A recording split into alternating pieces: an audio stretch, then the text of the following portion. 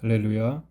5월 28일 아침 하나님께서 우리 모든 예중 가족들에게 기쁨의 찬양 소리와 감사의 고백이 넘치는 복된 날이 되시기를 주의 이름으로 축복합니다. 우리에게 주시는 하나님의 말씀은 민수기 36장 5절에서 10절입니다. 모세가 여호와의 말씀으로 이스라엘 자손에게 명령하여 이르되 요셉 자손 지파의 말이 옳도다. 슬로브앗의 딸들에 대한 여호와의 명령이 이러하니라. 이르시되 슬로브앗의 딸들은 마음대로 시집가려니와 오직 그 조상 지파의 종족에게로만 시집갈지니 그리하면 이스라엘 자손의 기업이 이 지파에서 저 지파로 옮기지 않고 이스라엘 자손이 다 각기 조상 지파의 기업을 지킬 것이니라 하셨나니 이스라엘 자손의 지파 중 그 기업을 이은 딸들은 모두 자기 조상 지파의 종족되는 사람의 아내가 될 것이라. 그리하면 이스라엘 자손이 각기 조상의 기업을 보존하게 되어 그 기업이 이 지파에서 저 지파로 옮기게 하지 아니하고 이스라엘 자손 지파가 각각 자기 기업을 지키리라. 슬로브앗의 딸들이 여호와께서 모세에게 명령하신 대로 행하니라. 아멘. 오늘로 민수기의 대장정이 이제 막을 내리게 됩니다. 마지막 장이죠. 오늘 우리에게 주신 하나님의 말씀은 무엇인가? 믿음과 순종으로 약속하신 복락을 누리기를 원하십니다. 마지막 장인데 그 끝이 조금 아쉬워 보입니다. 슬로보앗의 딸들의 이야기로 끝이 나기 때문에 그렇습니다. 슬로보앗의 딸들의 이야기는 이미 27장에서 다룬 바가 있습니다. 아들 없이 아버지가 죽자 그 아버지의 기업이 삭제될 수 있겠습니까? 라고 담대하게 모세에게 그리고 지휘관들에게 들고 놓았던 사건이었습니다. 당시에는 아들에게만 유산이 상속되었기 때문입니다. 그때 하나님께서 이 슬로보앗의 딸들의 이야기를 들으시고 새로운 나라에서는 새로운 법으로 그들을 대우하시죠. 특례법이 제정된 것입니다. 딸들에게도 상속하게 하라고 하나님이 말씀하신 것이죠.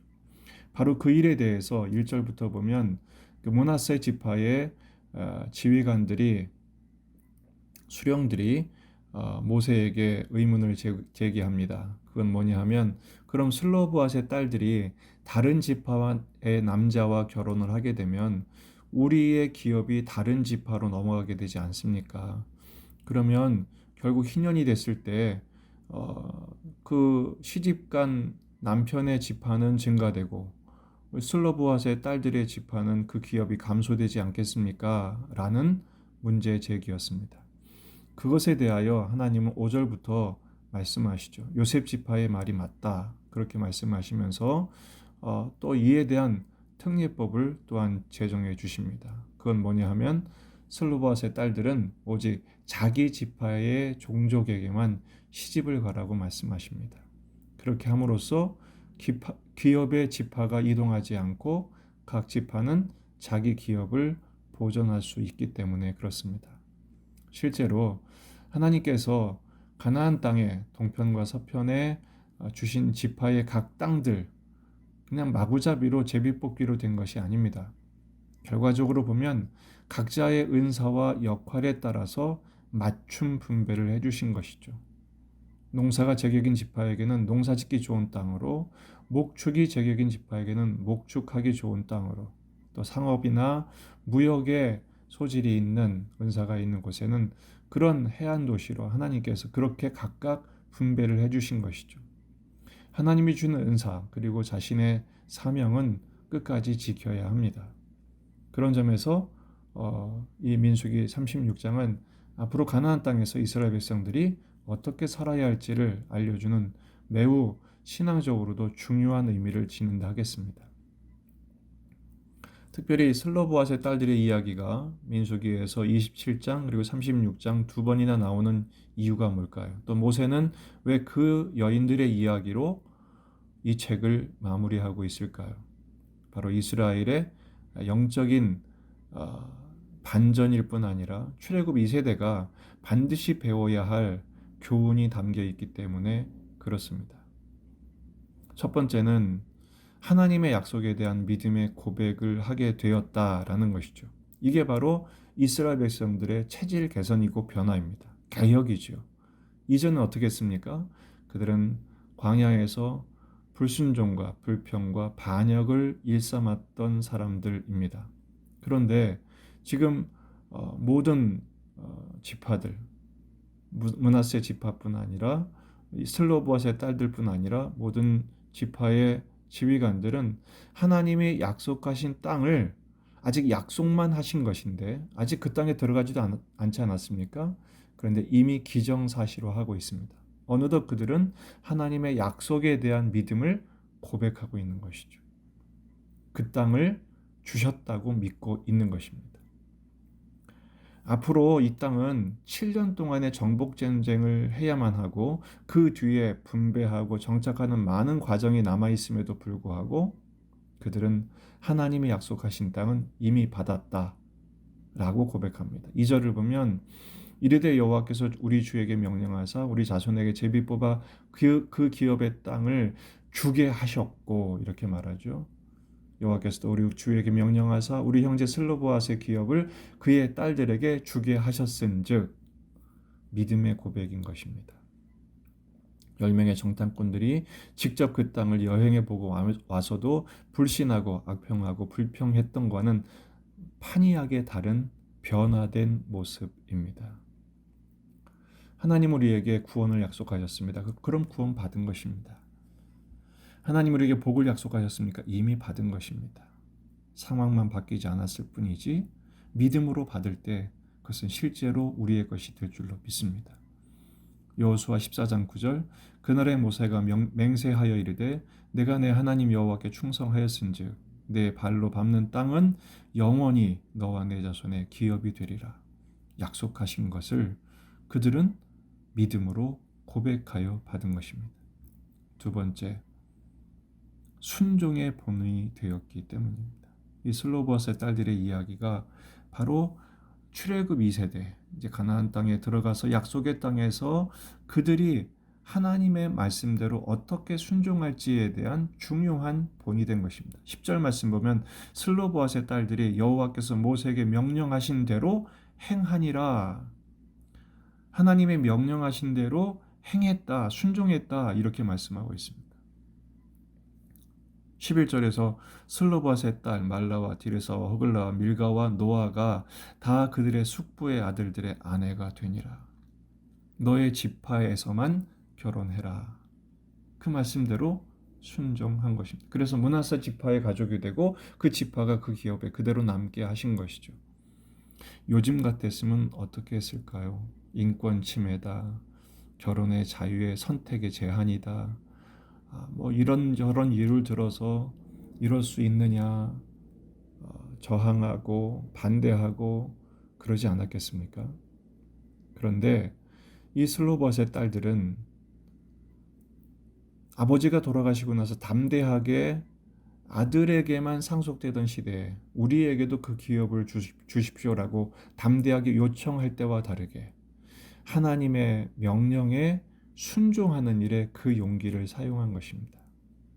이게 바로 출애굽 2세대의 신앙의 기준이요 공동체 전체의 큰 영적인 학습이 된 것이죠. 그러면서 13절의 끝을 이렇게 맺지 않습니까? 이는 여리고 맞은편 요단과 모압 평지에서 여호와께서 모세를 통하여 이스라엘 자손에게 명령하신 계명과 규례니라. 하나님의 말씀대로 순종하는 기준을 보여준 것입니다. 순종이 축복입니다. 신명기 6장 3절 이스라엘아 듣고 삼가 그것을 행하라 그리하면 내가 복을 받고 삼가 그것을 행하라 그리하면 내가 복을 받고 내 조상들의 하나님 여호와께서 내게 허락하심 같이 젖과 꿀이 흐르는 땅에서 내가 크게 번성하리라. 야고보서 1장 22절 너희는 말씀을 행하는 자가 되고 듣기만 하여 자신을 속이는 자가 되지 말라고 당부하고 계십니다. 오늘 말씀을 통해서 두 가지 기도 제목을 함께 나누며 이 기도대로 응답받는 복된 가정들이 되시기를 바랍니다. 첫째, 주님의 말씀에 대한 절대 믿음을 주옵소서. 말씀대로 이루실 것을 믿는 것입니다. 내게 주신 말씀, 그것은 허언이 아니라 반드시 인자하실 뿐 아니라 성실하신 하나님께서 이루실 것을 믿는 것이죠. 빌립보서 1장 6절, 너희 안에 착한 일을 시작하신 이가 그리스도 예수의 날까지 이루실 줄을 우리는 확신하노라. 아멘. 저는 이 말씀을 끝까지 믿었습니다. 그리고 지금도 믿고 더 큰 믿음 달라고 기도하고 있습니다. 저도 낙심할 때가 있었고 절망할 때가 있었습니다. 그러나 내 안에서 착한 일을 시작하신 예수께서 주님의 때에 이루실 것을 믿습니다 고백했을 때 하나님의 때에 하나님이 이루시는 것을 지금까지도 수없이 보아왔으며 앞으로도 그렇게 이루실 것을 믿습니다. 베드로전서 1장 3절 4절, 우리 주 예수 그리스도의 아버지 하나님을 찬송하리로다. 그의 많으신 긍휼대로 예수 그리스도를 죽은 자 가운데서 부활하게 하심으로 말미암아 우리를 거듭나게 하사 산 소망이 있게 하시며 썩지 않고 더럽지 않고 쇠하지 아니하는 유업을 있게 하시나니 우리에게도 기업이 있다는 것입니다. 하나님의 유업, 썩지 않고 더럽히지 않고 쇠하지 아니하는 유업을 있게 하시나니 곧 너희를 위하여 하늘에 간직하신 것이라. 할렐루야. 오늘의 삶의 여정은 그 믿음을 채워가고 그 믿음의 분량에 합당한 만큼 자라게 하시는 과정인 것입니다. 두 번째, 주님의 말씀에 순종하는 믿음을 주옵소서. 아멘. 첫째는 주님의 말씀을 절대로 믿는, 절대적으로 신뢰하는 믿음. 두 번째는 순종하는 믿음이죠. 요한계시록 1장 3절, 이 예언의 말씀을 읽는 자와 듣는 자와 그 가운데 기록한 것을 지키는 자는 복이 있나니 때가 가까움이라. 누가 복이 있다고요? 읽고 듣고 무엇보다도 그 가운데 기록한 것을 지키는 자. 지난 주일 말씀을 기억하십니까? 오늘 말씀을 종일 잊지 마십시다. 말씀대로 믿고 말씀대로 순종할 때 하나님께서 우리를 복되게 하실 것입니다. 이해가 안 돼도, 손해가 되어도, 이 눈에 아무 증거 아니 배어도 오직 말씀을 붙들고 믿음 위에 굳게 서서 오늘 우리에게 허락하신 삶을 감당할 때 우리와 함께 계신 성령께서 또 지금도 임마누엘 하신 예수 그리스도의 능력으로 하나님의 사랑으로 우리를 하나님이 목적하신 존재다움 또 약속하신 축복에 합당한 자로 세우시고 채우시고 이루실 것을 믿습니다. 이 믿음으로 오늘 우리에게 허락하신 날들을 기쁨으로 감당하는 축복의 자녀들 되시기를 주의 이름으로 축복합니다.